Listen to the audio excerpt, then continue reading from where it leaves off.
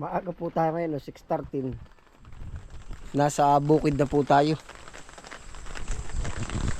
Iko-confirm ko lang po yung itik. Gawa ng kanina pa may naglalanding na uwak. Parang may itlog.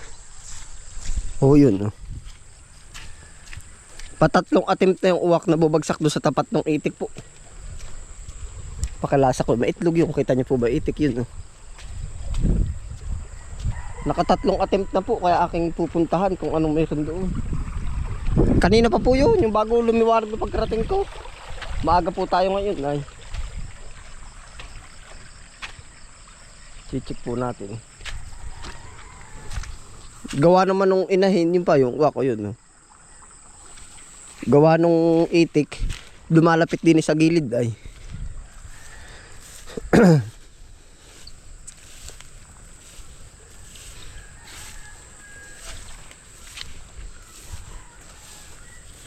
Yun, tikling.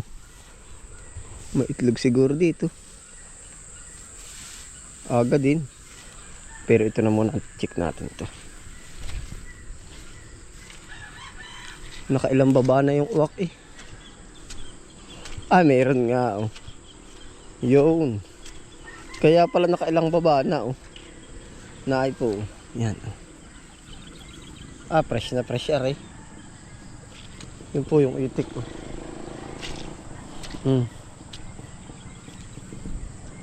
Kinakaskatahan ng bibi. Itik at bibi.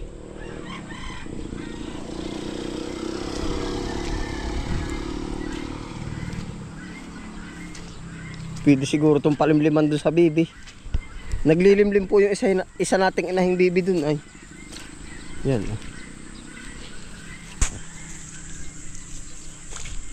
Magiging lahi nito bitik ano. Magiging lahi bitik. Nabidyohan ko nung nakaraan po yung bibi ah. Na nagkakadadambahan, kakastahan. Meron nga. Fresh ito.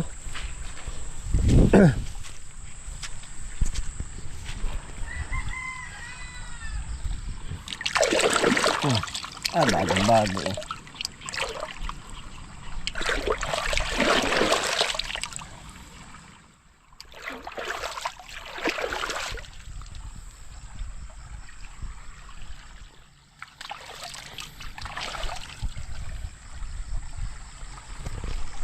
Pakilasa ko ho ay may similya ito at gawa ng dinambahan ito eh.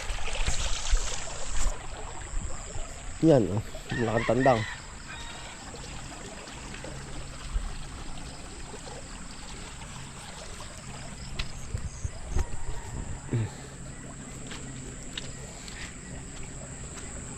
Ang talas din ang mata ng uwak ay. Ayun pala yung uwak po, yun kukita ninyo.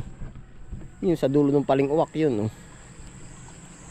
Yang kahoy na yan po para mataas yung nakadapo doon. Yan, agap din. Nakakamiss din po yung ating itik ng nakaraan ay. Hindi po baga tayo ay sumasaka ng maaga, tapos ang dami natin napupulot. Ano po? Yun, ay ari pa o yan oh. Yan yung naglalanding oh, bababa na naman yun oh. Iba pa pala yun oh, yun oh. Ay, naroon pala marami yun sa niyog. Ang daming lookout pala niyan. Kita niyo po yun oh. Walang diyo yan. Ang uwak pala hindi na naalis din eh. Ayun pa ay oh. Yun sa kabilang poste oh. Pagkakalayo. Kung ano na naabangan na yan yun oh.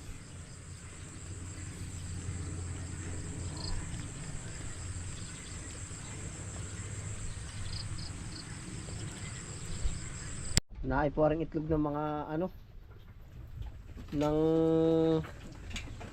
baby. Sasama po natin na ring itlog na nakuha natin. Pakilasa ko yung may similya ari at gawa ng dinadambahan ng ano. Laki pala nun no. Dinadambahan ng baby. Yan po yung itlog ng itik. Oh, di rin pala yung manok. Ari sa manok. Yun din pala na ano po yung manok. Na itlog magkaabay. Hindi kaya nagsabod ng manok. 1, 2. 2, 4, 6, 8. 2, 4, 6, 8, 10, 12. Hindi kaya ito sa manok. Ba't yung magkatabi sila? Parang maliit sa manok. Oh. 2, 4, 6, 8, 10, 12, 12 piraso po. Yan po ang ating baby.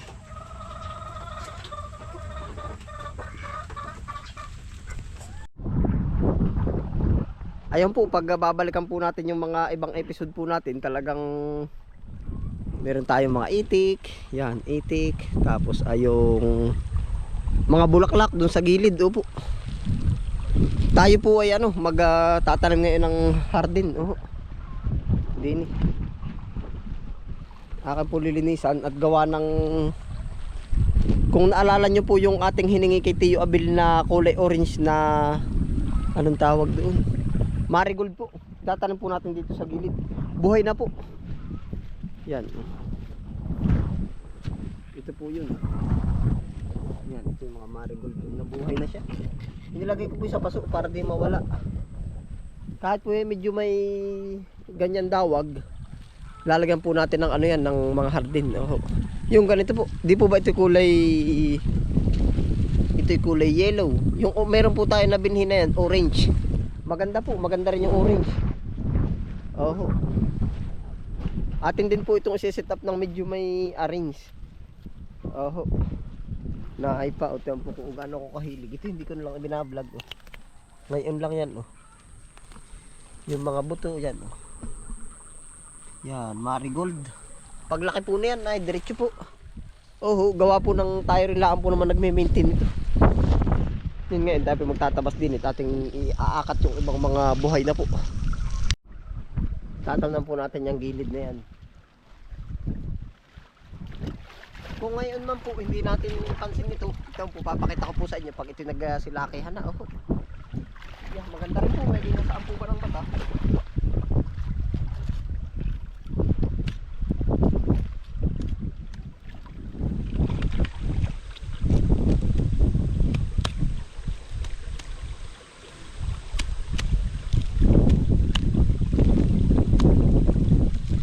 Kaya po yung ibang mga halamanan ay magaganda. May po yun, may nagla-landscape po sila. May mga landscaper po sila. Opo. Tayo naman ay mano-mano na. Yung basta sariling na lang po natin. Sariling diskarte po baga. Ari po lahat. Marigold yung ating ibabanan.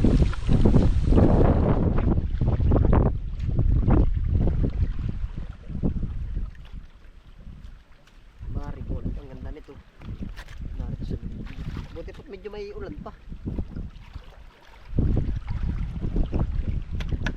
Ngayon tag-araw, dami po natin yan. Pwede po kayo humingi sa atin ng semilya. Pero ako po naman mahilig din mahingi. Yan, ito pa po yung iba. Ito po yung ating kukuhain. Lilipatan po natin. Kita nyo po yan. Yan. Ito siya. Dami pa ng sisibol lang.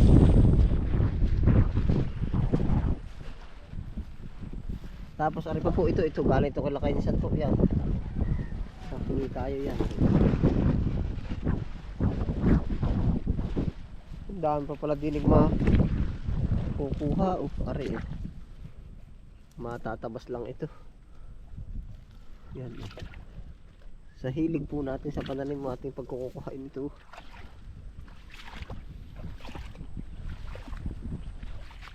Yan pa mga nagsisibulan na yan. Ito pa Tapos ito pa.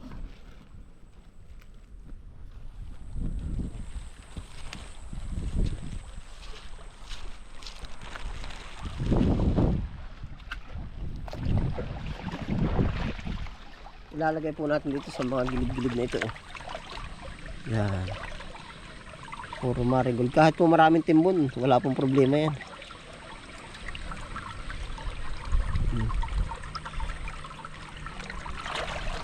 Tapos pwede rin pong ilipat. Aray ko, dami lang na. Pwede ho nating ilipat uli yan pagka yung malalaki na. Yung ganito na kalalaki oh.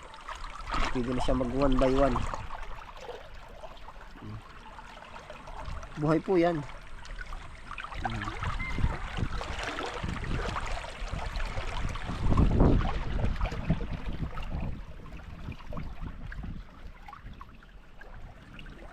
Gustong gusto ko po rin kulay orange sa marigold ay. Ito yun no.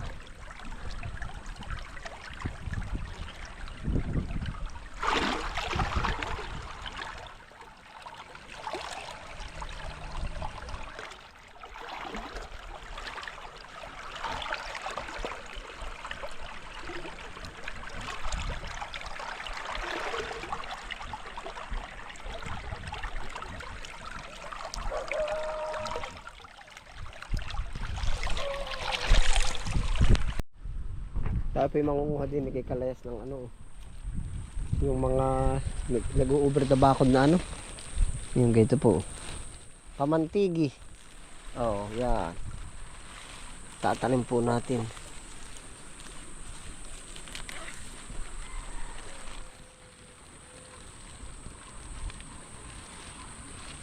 Babawas po tayo dito.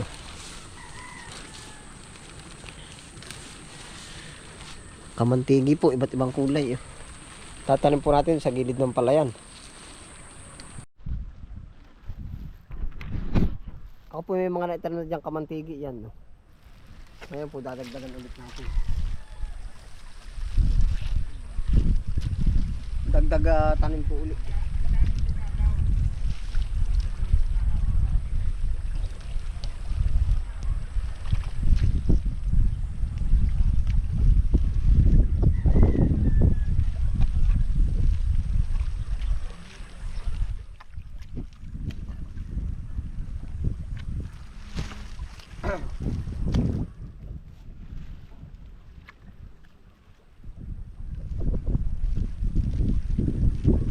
Simulat sa pool po tayo hindi man yung tinatanong ay simulat sa pool mahilig sa pananim. Oo. Kaya po ang dami natin sa gilid kaso nga lang minsan hindi ba naka-arrange yung gawa ko. Palabinhian. Ganda.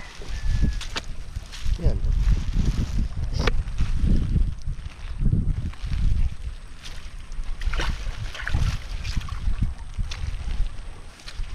Yan. Meron pa nga po din yun. No? Nagkakaig yan. Nasa gitna ng lainan yan. No? Yan. Marigold. Yan po ang ating mga pananim. Basta po pagsunod na ano, mapupuno yan ng puro ano.